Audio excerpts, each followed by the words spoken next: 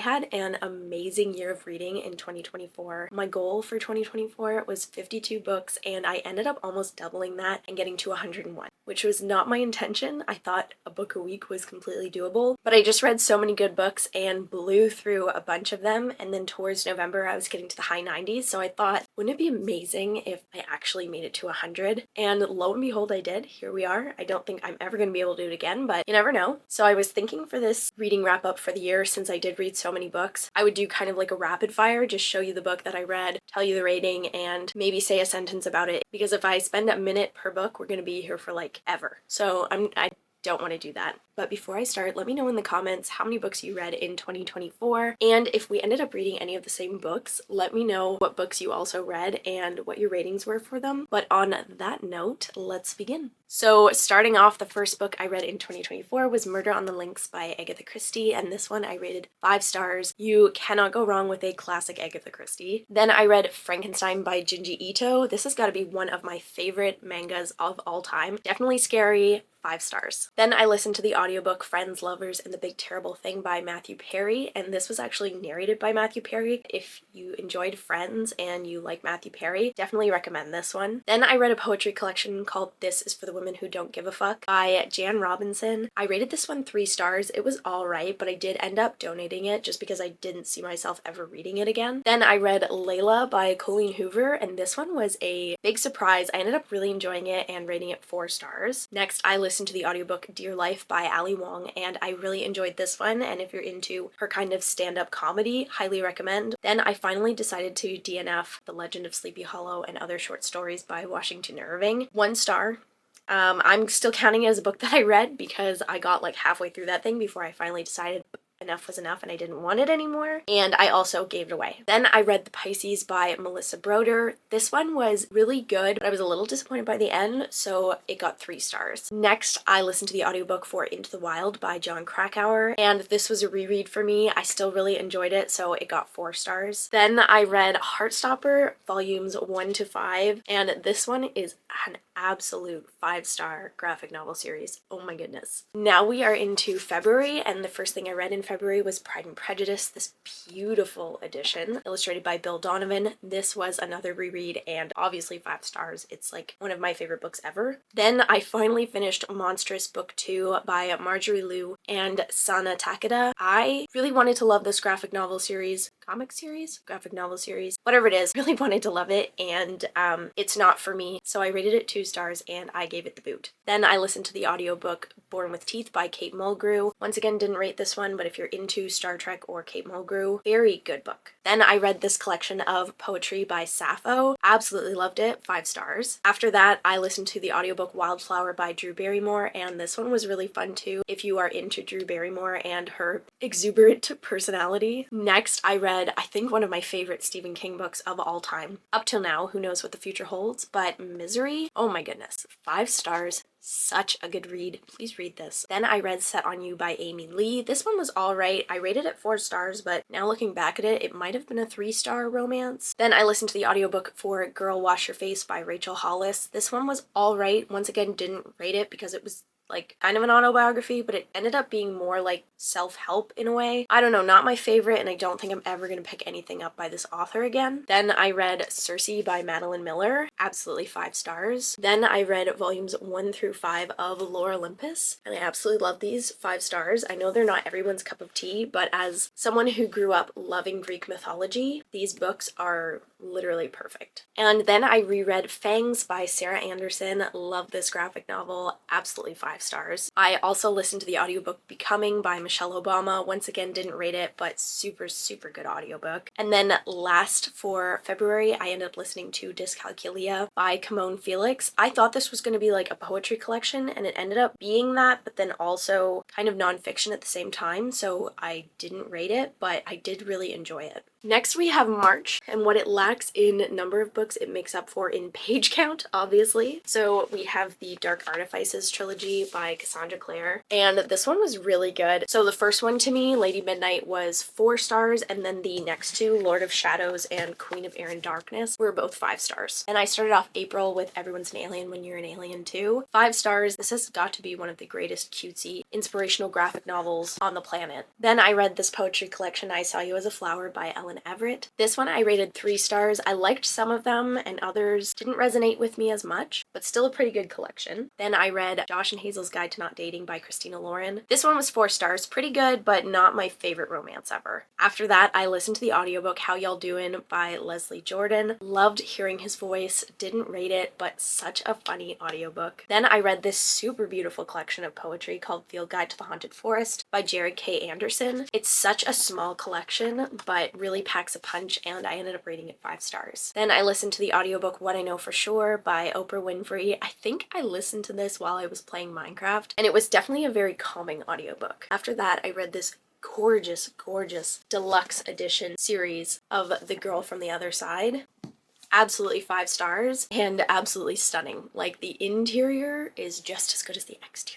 And then the last thing that I read in April was another audiobook called How to Forget by Kate Mulgrew. This one was also really good, so if you are into Kate Mulgrew, again, highly recommend this one. Now we are into May, and I started off with In My Dreams I Hold a Knife by Ashley Winstead. This one was definitely 5 stars and a great ending for a thriller. Then I read Love Her or Lose Her by Tessa Bailey. I rated this one 2 stars, and I really wished that I would have just DNF'd it when I realized I was not enjoying it. Next, I read Cheshire Crossing by Andy Weir and Sarah Anderson. I was going into this with really high hopes, but it ended up kind of letting me down, so I rated it 3 stars, and I ended up giving it to someone who I thought might like it more than I do. Then I listened to I Am Malala by Malala Yousafzai. This was such a good audiobook. Highly recommend it to basically anyone and everyone, honestly. I feel like everyone could take something away from this story. And after that, I listened to the audiobook The Woman in Me by Britney Spears. Super good if you're into Britney at all or her story. Then I read this bind-up of poetry called Chameleon Aura by Billy Chapata. This one was pretty good, but once again, I only resonated with some of the poems, so I ended up rating it 3 stars. Then I listened to the audiobook The Road to Jonestown, Jim Jones and the People's Temple by Jeff Gwynne. This one I rated 4 stars. It was really, really eye-opening. I learned a lot of stuff about Jim Jones and the People's Temple that I had no idea about, but it was definitely a very long book. Now we are into June, and I started off June reading Ghosts of the Shadow Market by Cassandra Clare, and I did really like this one, but not as much as some of her other ones, so I ended up rating it 4 stars. Then I read Whispers by Dean Koontz. I loved this one. His writing style definitely reminded me a lot of Stephen King, and I ended up rating it 5 stars. Next, I read another Grady Hendrix called My Best Friend's Exorcism. Loved it. If you're into horror, highly recommend this one. This one was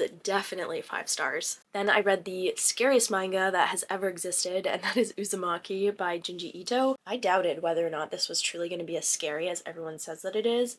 It is. It really is. But 5 stars. I was disgusted and horrified after this book, but that's what we were hoping for, right? So then in July, I started off by reading the Summer I Turned Pretty trilogy, and I definitely didn't like that one as much as I thought I might. Not as good as To All the Boys I've Loved Before, in my opinion. But the first one I rated 3 stars, and then the second and third I rated 2 stars, and I ended up giving this away to someone I thought who might like it more than I did. Then I read this collection of poetry called LVOE by Atticus, and I really did enjoy this one. It was very beautiful at times, and I rated it 4 stars. Then I DNF'd a horrible book called My Killer Vacation by Tessa Bailey. Not good, 1 star, don't recommend to anybody, no, ugh. After that, I picked up Beach Read by Emily Henry, and thank goodness this one was a 5 star. Such a good book and definitely worth all of the hype that I had heard about it. And then to finish off July, I listened to the audiobook for Fellowship of the Ring narrated by Andy Serkis, but I have a bunch of copies of The Lord of the Rings, so I figured I might as well hold one up. 5 stars. This was a reread, and Andy Serkis's version of it, breathtaking. Then in August, I also listened to the audiobook for The Two Towers and The Return of the King, and these ones were naturally both 5 stars as well. Then I read this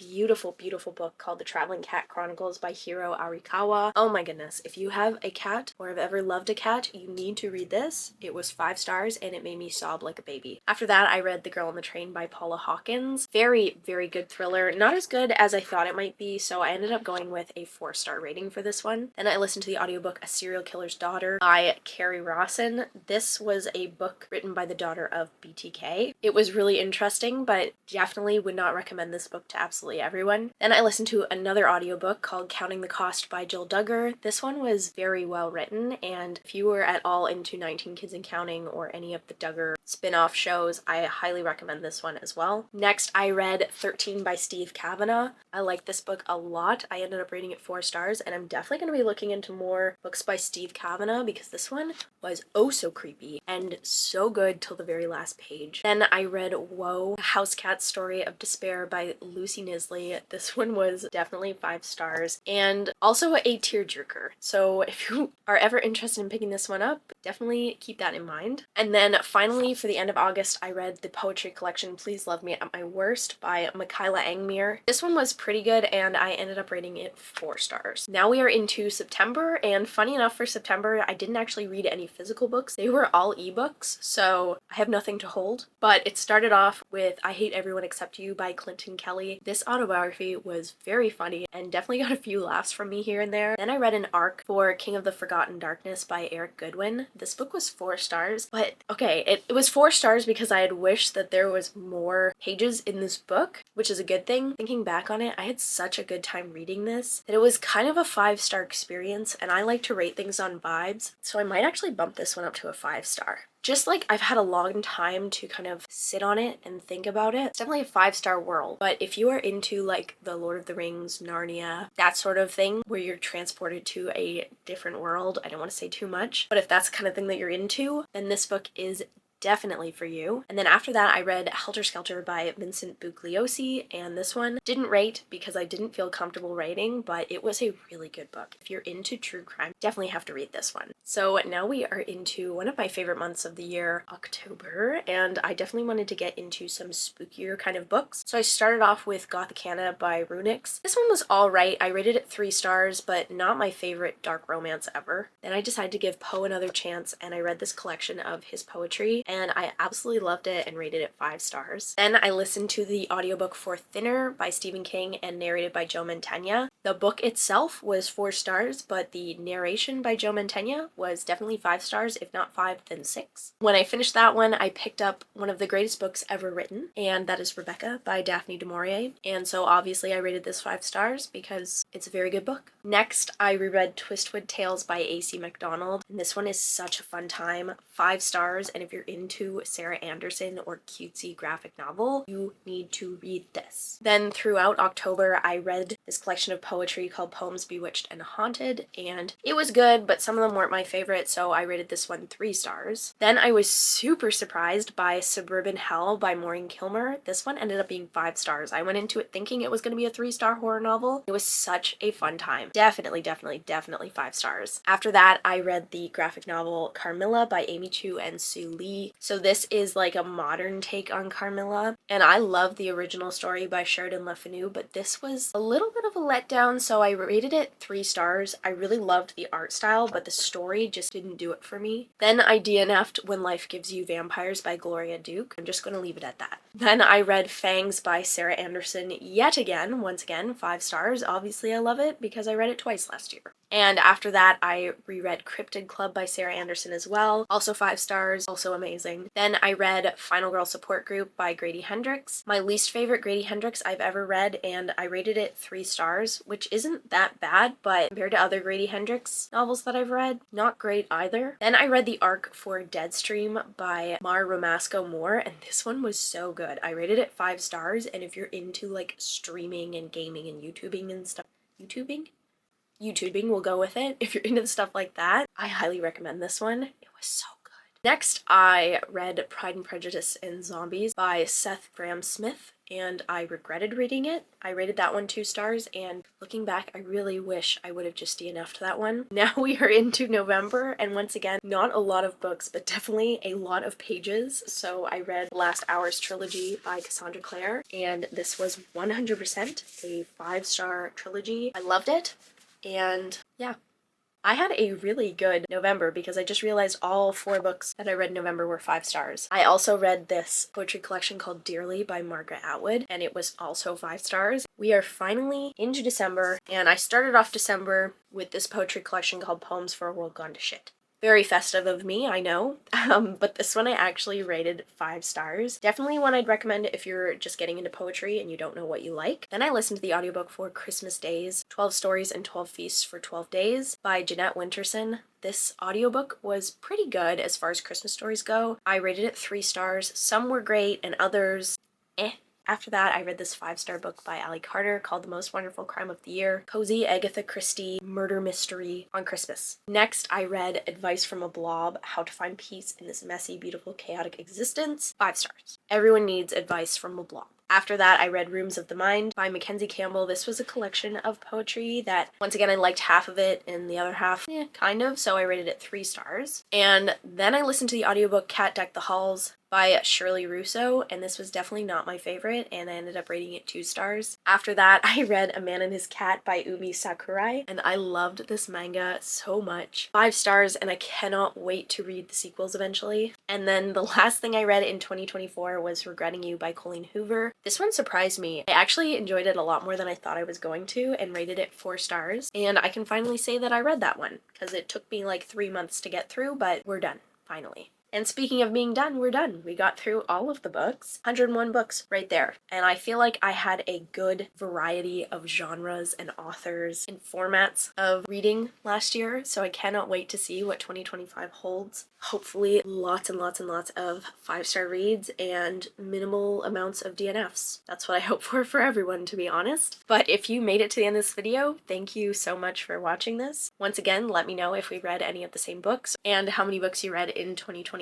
I hope we all have the greatest reading year ever in 2025, and I also hope you have a great rest of your week and happy reading.